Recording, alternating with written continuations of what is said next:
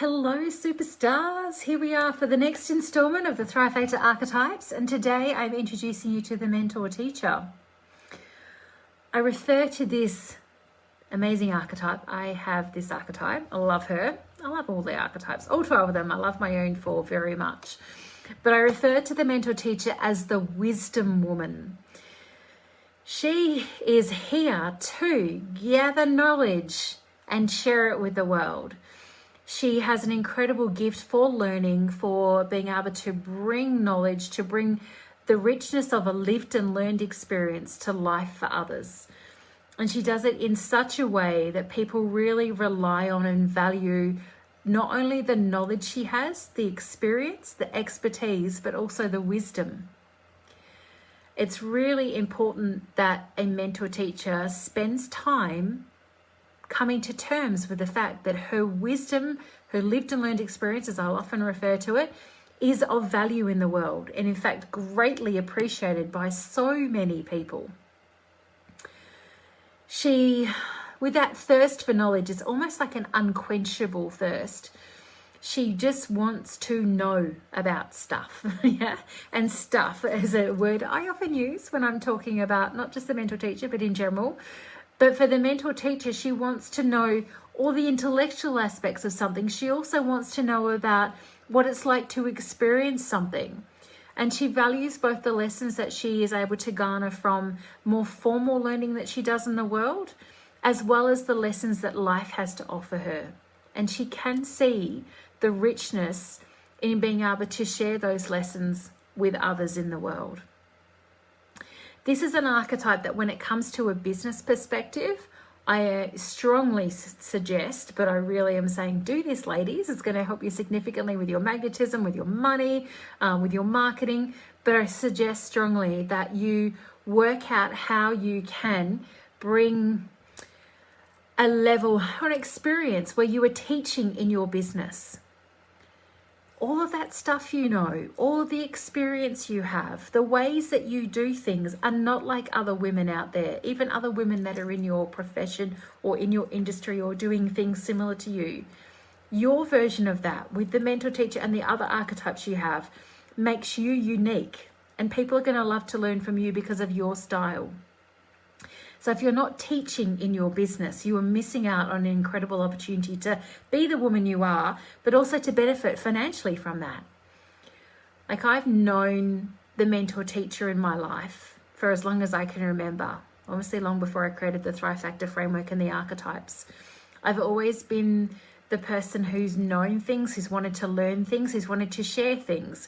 The mentor teacher, like the inspirer believer, can at times be an archetype that overshares. She's got a lot of knowledge. She's got a lot of experience. She's got a lot she wants others to know. She's got answers to things, and she can be an incredible hub of resource and information for others. You know, it's the mentor teachers of the world that people go to when they want to know things. And if the mentor teacher doesn't know the information or doesn't have the answer to something, she's likely to go and find it, or to know who does, or to work with you to find the answer to things, because she wants to know herself. Like, goodness me, you've asked her something she doesn't know. She wants to go out there and to find whatever the answer is to that thing, the things, the questions. I had a really, I think, such a rich conversation with one of my nieces recently.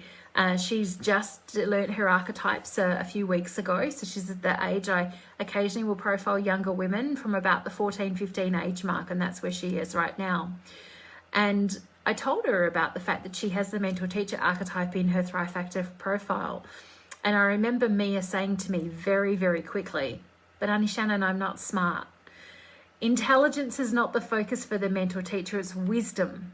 Doesn't mean that she's not intelligent, because she's often highly intelligent as well and can really grasp intellectual concepts very quickly.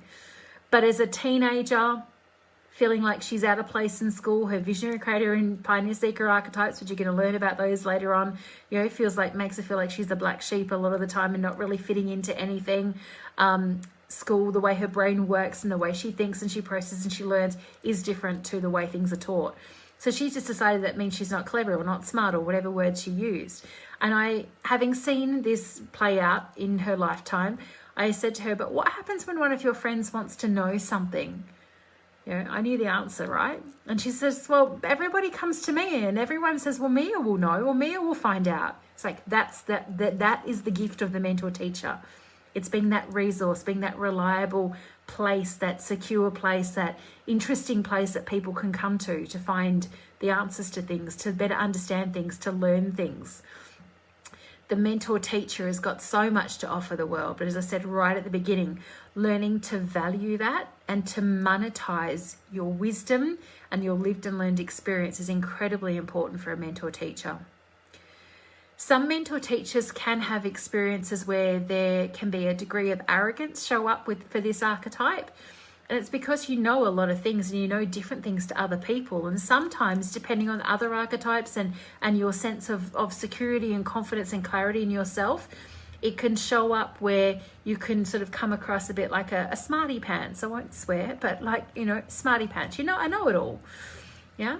Doesn't happen for every mentor teacher. I certainly know, not recently because I have awareness of it, but I know in my younger years, there were certainly aspects of the way that I worked. I've always done mentoring, I've always done teaching and things, no matter what the work was that I was doing. In every profession I've been in, the different iterations of the way I've worked, I've always done, you know, like I created programs and teaching things and guided and mentored people. And I do remember different times, a handful of different times where I definitely felt like I not was special or more important than someone. It wasn't that, but there was some arrogance about how much I knew about something when somebody else didn't. So that's something to be mindful of as a mentor teacher, that if that's coming up for you, just check it, like see where that's coming from. It's often coming from a place of insecurity.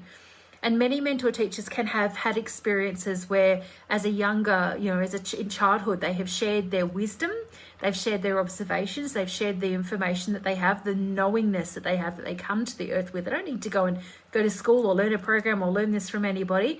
They've got so much to offer and they share that freely.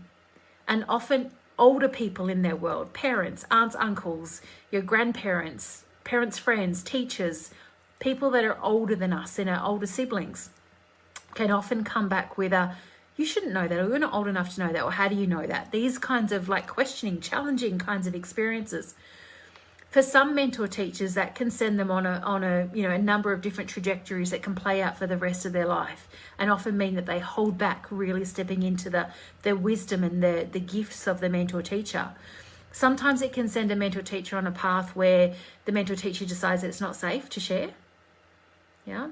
Sometimes it can send a mentor teacher on a path of believing that she doesn't know enough, so she must go and learn more, which is rarely the case.